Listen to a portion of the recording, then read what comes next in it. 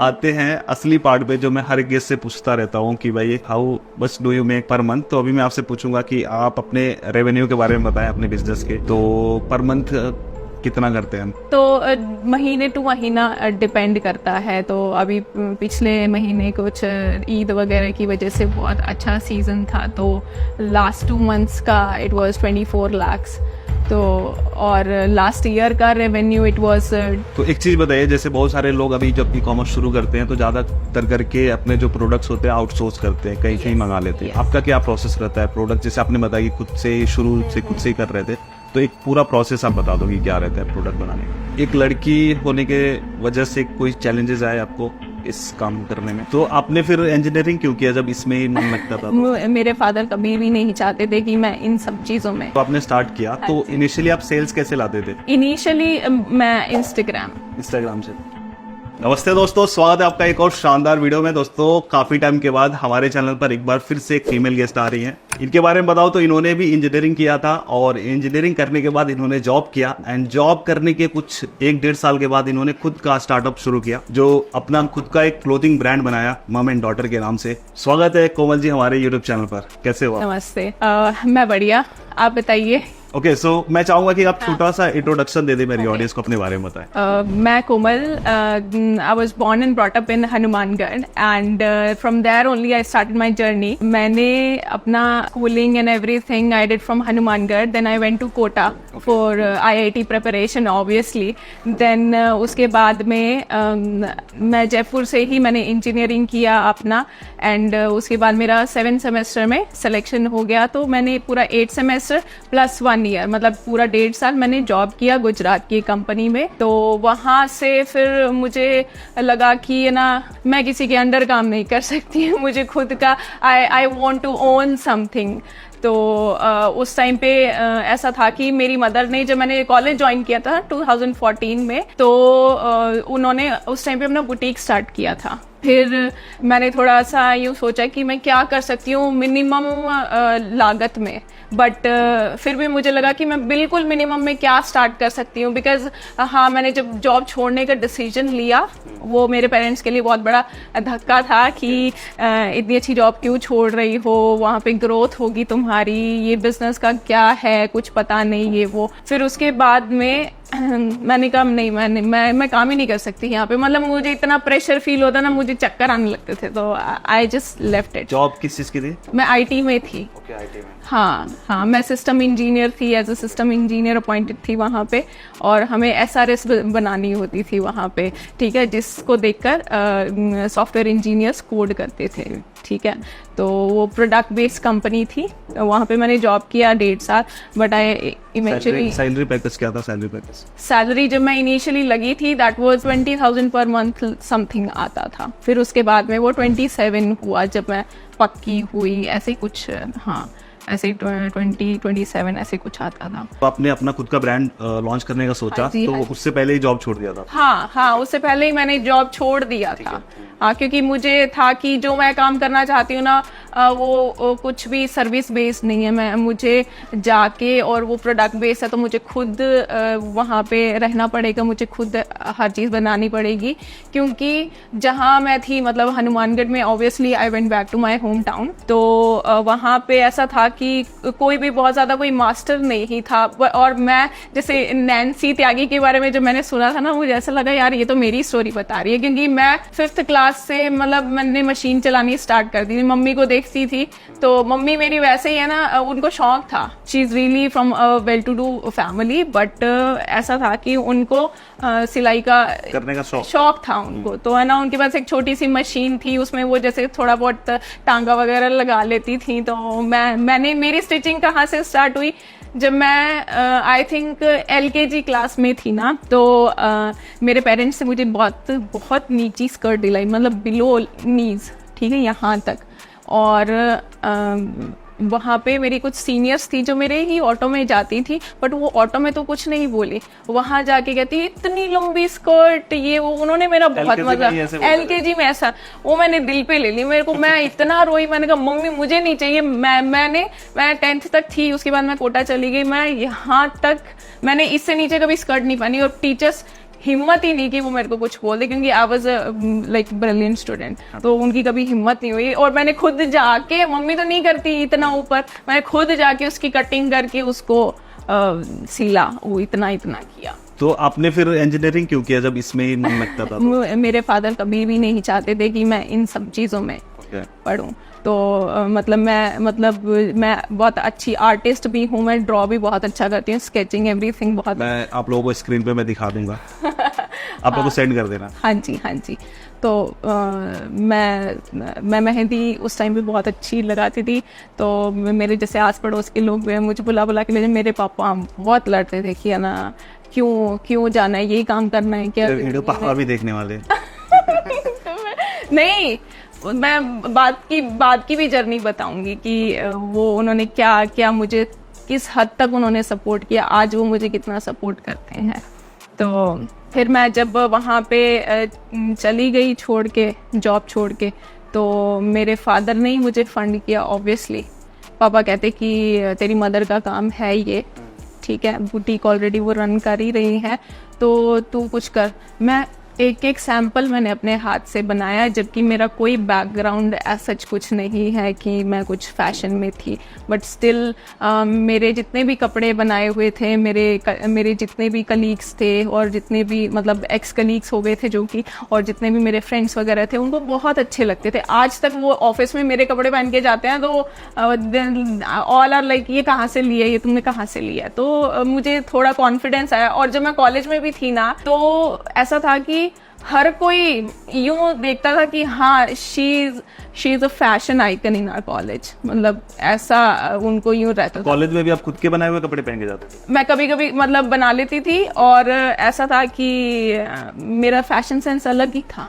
तो कहने का मतलब कि कॉलेज के टाइम से ही आप ये चीजें कर रहे थे, बट प्रोफेशनली अपने स्टार्ट करा जॉब छोड़ने के बाद? बिल्कुल। ये कैसे स्टार्ट हुआ, ब्रांड कैसे लॉन्च किया? ये ऐसा हुआ कि ऑब्वियसली मेरी मदर थी इसमें, ठीक है, मेरी मदर का बुटीक था, तो मैंने कहा मैं उन्हीं के साथ स्टार्ट करूंगी। ऑब्वियसली मैंने उन्हीं से सीखा है, जो भी सीखा है, जितना भी पैटर्न्स कटिंग और जितना भी कटिंग उन्होंने मुझे सिखाया, सिर्फ उन्होंने, मेरी मदर ने ही सिखाया, उन्होंने मुझे सपोर्ट किया। मतलब मैं जब भी मतलब यूं होती थी ना कि यार मैं मम्मी मैं क्या कर लिया यार, मैंने क्यों जॉब छोड़ दी है वो, तो शी ऑलवेज यूज टू से दिस डायलॉग कि है ना, अब डरना नहीं है, आप करो। और मेरे फादर ने ऑब्वियसली मुझे मतलब फंड तो किया, बट एक दिन ऐसा नहीं गुजरता कि मेरे पापा मुझे फ़ोन करके ना पूछे कि कैसा है, कितने ऑर्डर्स हैं, कितना प्रॉफिट हुआ आज। मतलब he is so much interested in मतलब मेरा कैसा काम चल रहा है, मैं कैसी हूँ।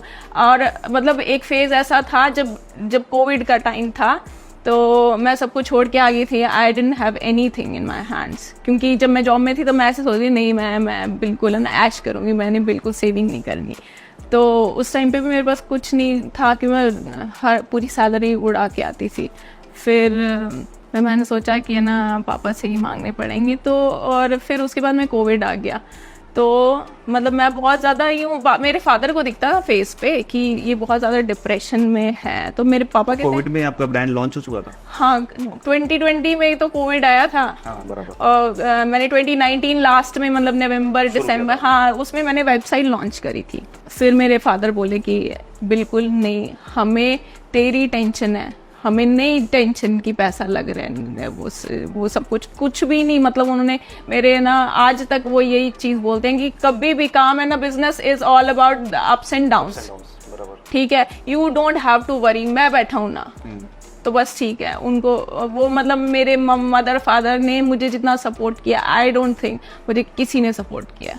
तो मतलब जैसे कई लोग होते हैं जो बहुत सक्सेसफुली अपना बिजनेस रन कर रहे हैं, अपने स्टार्टअप्स रन कर रहे हैं, but they are always like कि ना हमें हमारे पेरेंट्स ही नहीं सपोर्ट कर रहे, या मतलब वही हमको मतलब हमारे रिलेटिव्स या मतलब मेरे घर में ऐसा कोई भी नहीं था जिन्होंने मुझे सपोर्ट नहीं किया। और मेरे मदर फादर तो मतलब उन्होंने बहुत ज़्यादा सपोर्ट किया, आज तक कर रहे हैं। इनफैक्ट इस इंटरव्यू के लिए भी दे वर लाइक सो हैप्पी कि हाँ ठीक है, जाके आओ। तो बढ़िया। Yes. तो अंकल आंटी को अलग से नमस्ते। ओके, सो मैं आपसे ये पूछना चाहता हूँ, जब आपने स्टार्ट किया तो इनिशियली आप सेल्स कैसे लाते थे? इनिशियली मैं इंस्टाग्राम से। कैसे प्रमोट मैं, करते थे आप, पैसे डाल के या ऑर्गेनिक? मैंने इन्फ्लुएंसर मार्केटिंग से स्टार्ट किया था वहाँ, जब मैंने कुछ थोड़ा इसके बारे में बताइए। हाँ जी, जब मैंने दो चार प्रोडक्ट्स ही लॉन्च किए थे एंड मैंने 2-4 प्रोडक्ट ही उनको वेबसाइट पे दिखाए थे एंड आई वाज लाइक यार अभी मैंने जस्ट स्टार्ट किया मेरे पास, और मैं बिल्कुल घर से स्टार्ट किया है, तो they were like it's okay we will support you. तो उन्होंने मुझे जैसे भी था ना उस चीज़ में सपोर्ट किया and I use to get like थोड़े ही टाइम में I started getting 5 to 6 orders per day, and that time my average order value was 6,000 7,000 ऐसा कुछ रहता था। 1% का? हाँ जी, नहीं 1% का नहीं, टोटल पर डे ऐसा रहता था कि 5,000 6,000 मेरा पर डे ऐसा कुछ मतलब हो जाता था। देन जब मैं जयपुर में आई थी, मैं जयपुर में 2021 में आ गई थी, ठीक है, तब मेरे पास मतलब मुझे ऐसा था कि ना मेरे पास कुछ भी नहीं है, मैंने सारी मशीन्स वहाँ से मंगा ली थी अपने घर से, अपने होम टाउन से ही पहले मैं अपने होम टाउन से कर रही थी। फिर उसके बाद में आई थॉट कि यार यहाँ पे है ना, क्योंकि कभी कभी क्या होता था कि जितनी भी मेरी मदर की जितनी भी कारीगर थी ना, लेडीज कारीगर, तो उनको मेरे को हर चीज सिखानी पड़ती थी, और बाई चांस मेरे पास कोई मतलब 10-15 ऑर्डर आ जाते थे तो मेरे लिए तो वो बहुत ही ज्यादा हेक्टिक हो जाता था, क्योंकि मैं मतलब मुझे याद है मैं रात को 3-3 बजे तक बैठ के सिलती थी। हाँ, इतना पहले मतलब खुद से ही सारा? हाँ, खुद से ही हर चीज करती थी कि ना कि किसी भी मतलब मेरे कस्टमर को कुछ खराब चीज ना आ जाए। तो ऐसे तो फिर प्रोडक्ट की डिलीवरी में लेट होता होगा, डिले हाँ, थोड़ा सा, क्योंकि मैंने उसमें 10 to 15 डेज डाला हुआ था। हाँ, तो लोग वेट कर लेते थे इतना? हाँ, पर मेरी कोशिश रहती थी कि ना मैं जल्दी से जल्दी करूँ। लेडीज को भी मैंने उस अकॉर्डिंग थोड़ा ट्रेंड कर दिया था, तो वहाँ पे करती थी वो, लेकिन ना मुझे ऐसा था कि नहीं, यहाँ पे ना मैं बल्क नहीं कर पाऊंगी।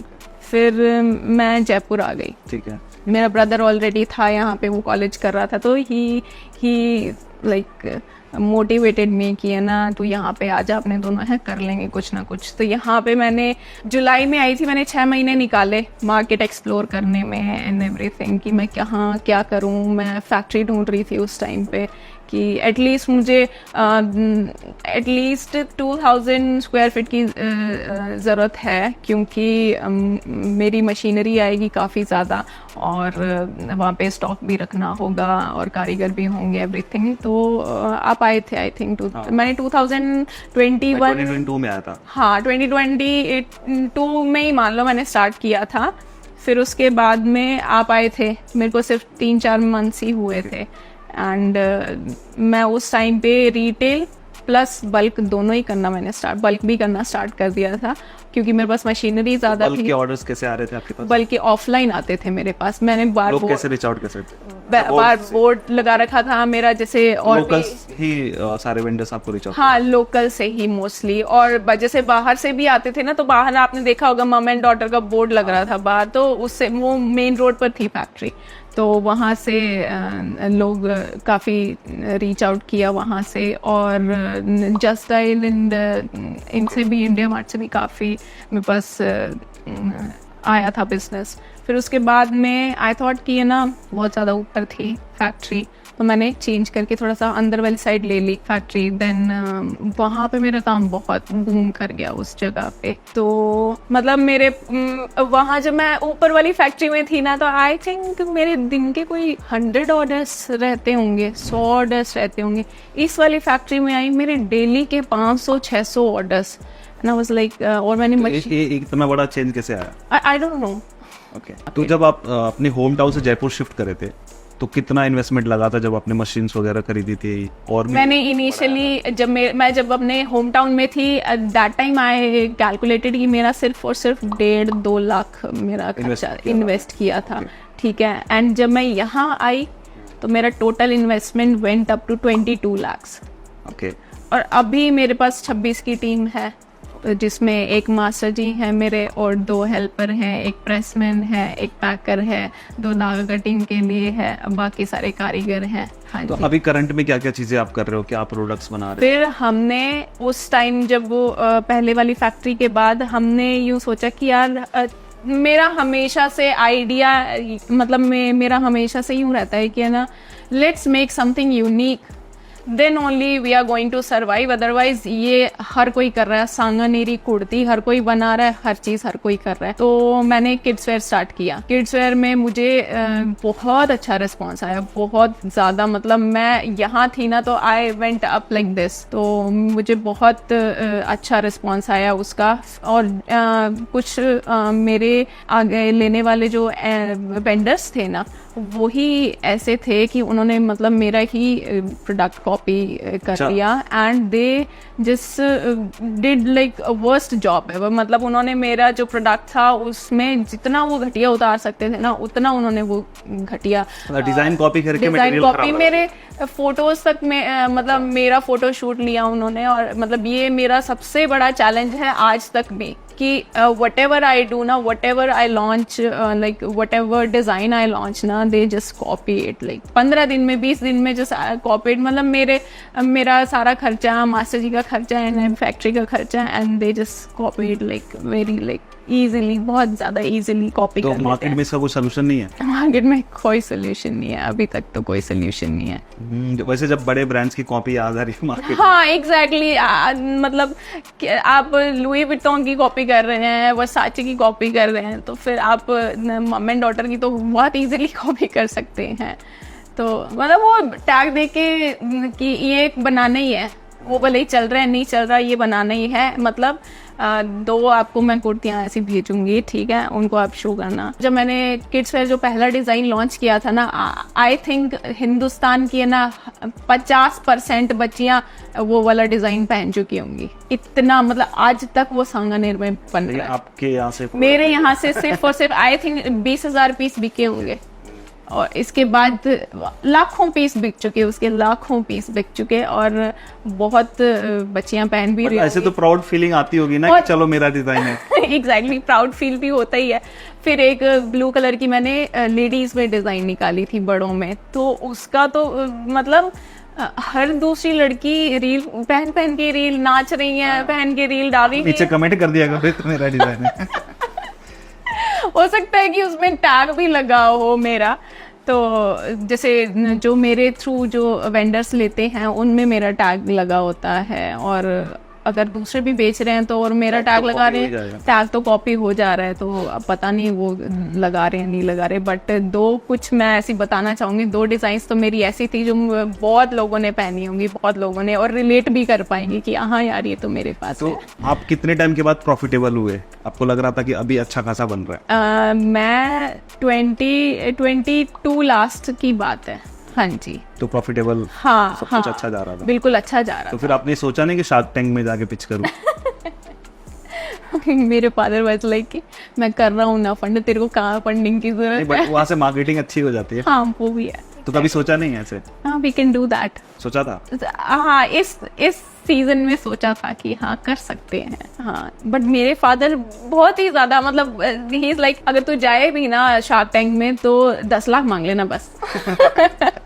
मैंने कहा ठीक है देखते हैं, लेट्स सोच रहे स्टेक चला जाएगा। हाँ एग्जैक्टली। तो बढ़िया। अब अभी आपने जैसा बताया कि आपकी टीम में 26 लोग हैं, हाँ जी, तो टीम ज्यादा ही होंगे। के लिए थोड़ा सा बताइए कि लाइक ये सारी चीजें तो आपने खुद ही करा होगा, हायरिंग वगैरह, तो ये कैसे करते हो आप? आपके लिए चैलेंजिंग रहा मेरे जैसे लोगों को लाना? हाँ मेरे जैसे कारीगर जो है वही आगे से आगे रिकमेंड करते रहते हैं, दिस इज गुड, इसको रख लो, इसको रख लो। तो हाँ ऐसा ही होता है कारीगरों में। तो हमारे इनिशियली आप डिफिकल्टी हुई थी लाने में? इनिशियली नहीं, एक्चुअली क्या है कि कारीगर जो है ना वो भरमार है। अच्छा। बहुत ज्यादा यूपी से, हमने बिहार से बहुत ज्यादा कारीगर हैं। और एक चीज बताइए, जैसे जब आपने स्टार्ट किया था तो किस प्लेटफॉर्म पे अपनी साइट बनाई थी? शॉपिफाई पे। हाँ तो आपने किसी से डेवलप कराया था कि खुद बनाया? खुद ही बनाया था। हाँ जी। कैसे बनाते थे? चाहता था?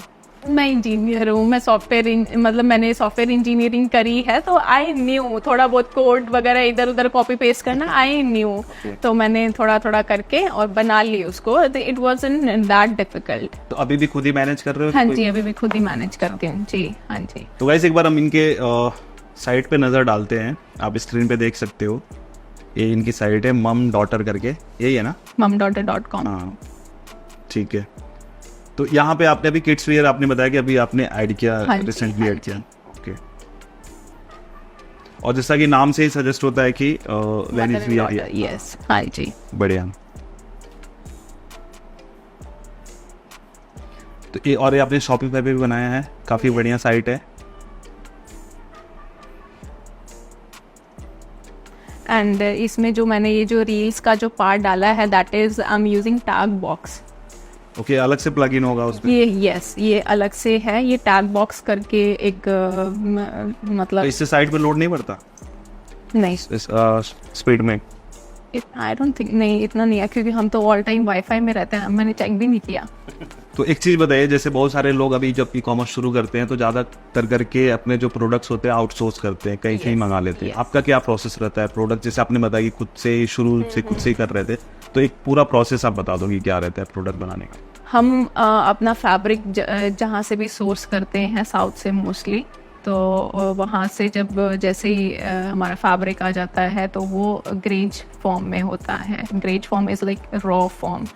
तो उसके बाद वो हमारी बेसिक भाषा में धुलाई पे जाता है वो, ठीक है। उसमें कुछ केमिकल्स डलते हैं, एवरीथिंग वो प्रोसेस होता है, वो बन जाता है RF रेडी फॉर डाइंग, ठीक है। तो उस पे अब वो वाइट हो गया या फिर ग्रे लाइक बिल्कुल लाइट ऑफ वाइट कलर हो गया, तो उसके बाद में आप उसको अकॉर्डिंगली डाई कर सकते हो या फिर उसको प्रिंट करवा सकते हो।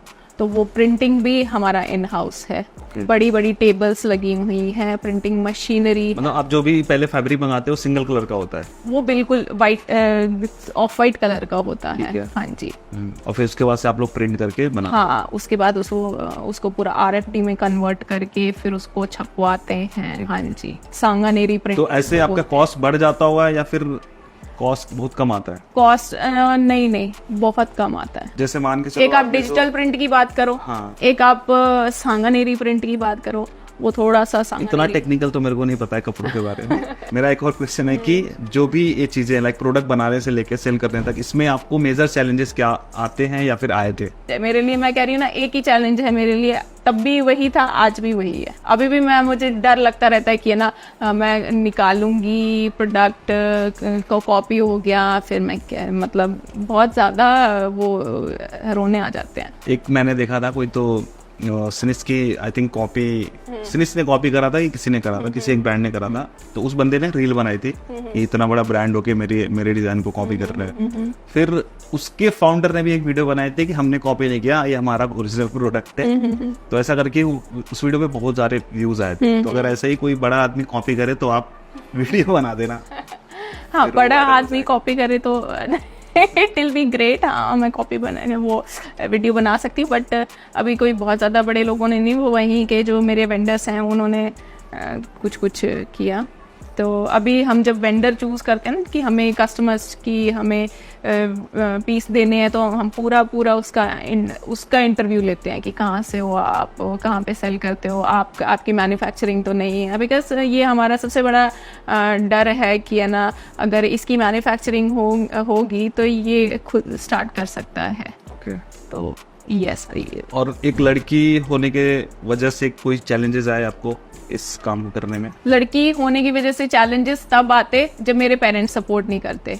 मेरे पेरेंट्स ने मुझे बहुत सपोर्ट किया in everything, in every way they have supported me like anything. वैसे बहुत सारे डेटा आते हैं, सर्वे आता है जिसमें लड़कियां जो है एंटरप्रेन्योरशिप में सबसे कम है। हाँ जी। या फिर और भी डिपार्टमेंट देखे, और भी फील्ड देखे तो उसमें लड़कियां कम है, तो आप क्या बोलना चाहोगे? मेरा बस यही है कि if you want to do something ना in your life, then you have to believe in yourself. You have to be sure कि हाँ ये चीज़ होगी ही होगी। अगर आप वो चीज़ में खुद ही श्योर नहीं हो तो नेक्स्ट पर्सन आपको आके श्योर नहीं कर सकता। नेक्स्ट पर्सन आपको आके वो नहीं बोल सकता कि यार नहीं यार कर, तू तेरे में टैलेंट है, तू कर। No, you have to be that like static कि मेरे को करना ही है। तो यही मतलब एज अ गर्ल भी, मतलब मेरे पेरेंट्स ने मुझे आई थिंक मुझे एज अ गर्ल मुझे कभी रखा ही नहीं, उन्होंने मुझे एज अ लड़का ही माना। और सबने यूं ही मुझे बोला है कि है ना, तू अपने माँ बाप का ना बेटा है, तू अपने मम्मी पापा का बेटा है। सिबलिंग्स में कौन कौन है? मैं और मेरा ब्रदर। ओके, तो भाई आपसे छोटे हैं? भाई मेरे से छोटा है। ठीक है, अभी इतनी सारी बातें हो गई, हम आते हैं असली पार्ट पे, जो मैं हर गेस्ट से पूछता रहता हूँ कि भाई how much do you make per month. तो अभी मैं आपसे पूछूंगा कि आप अपने रेवेन्यू के बारे में बताएं, अपने बिजनेस के। तो पर मंथ कितना करते हैं हम? इट डिपेंड्स, लाइक कपड़े का जितना भी अपना बिजनेस है, दैट डिपेंड्स ऑन सीजन। अगर कोई फेस्टिव सीजन आ रहा है तो आपकी बहुत अच्छी सेल्स होंगी। अगर जैसे हमारे जयपुर में ऐसा है कि अगर सर्दी आ गई तो 3 महीने तक थोड़ा कम रहता है, 100% है तो वो 30% आ जाता है। तो महीने टू महीना डिपेंड करता है। तो अभी पिछले महीने कुछ ईद वगैरह की वजह से बहुत अच्छा सीज़न था, तो लास्ट 2 मंथ्स का इट वाज 24 लाख्स। तो और लास्ट ईयर का रेवेन्यू इट वाज 2.45 करोड़, और उससे पिछले ईयर का था 54 लाख्स ओनली। अच्छा, मतलब तब हमने काफी अच्छा खासा ग्रो। हाँ एग्जैक्टली, हमने 5 टाइम्स, ऑलमोस्ट 4.5 टाइम्स ग्रो किया। यस। इस साल का क्या प्रोजेक्शन है? साल का let's see around 6 to 7 crore और 10 करोड़ मे बी। लाइक हम ऑलवेज थिंक हायर, मतलब आप ज़्यादा के लिए सोचो हमेशा। Nice nice Yes. गाइस, तो इस बात पर लाइक हो जाए।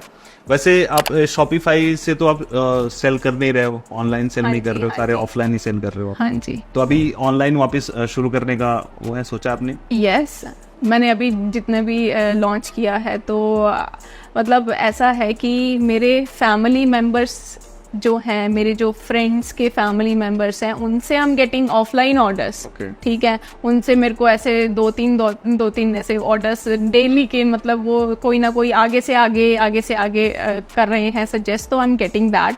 बट मुझे थोड़ा सा अपना उस वे में ग्रो करना है कि मैं पूरे India, all over India sell कर पाऊँ। तो आप कोई 3 टिप देना चाहोगे अगर कोई अपना ई कॉमर्स ब्रांड शुरू करना चाहता है, तो कोई 3 टिप्स? फर्स्ट ऑफ ऑल मैं एक ही चीज़ बोलना चाहूँगी कि अगर जो भी आप काम स्टार्ट करना चाहते हैं, नॉट दिस क्लोथिंग बिजनेस और any kind of startup you want to start, you should be like dedicated immensely. आपको उस चीज़ में ऐसे डूब जाना है, अदरवाइज आप नहीं वो चीज़ अचीव नहीं कर पाओगे जो आपके पहले कॉम्पिटिटर्स या फिर जो होने वाले कॉम्पिटिटर्स जो कर रहे हैं, आपको उसमें डूबना पड़ेगा।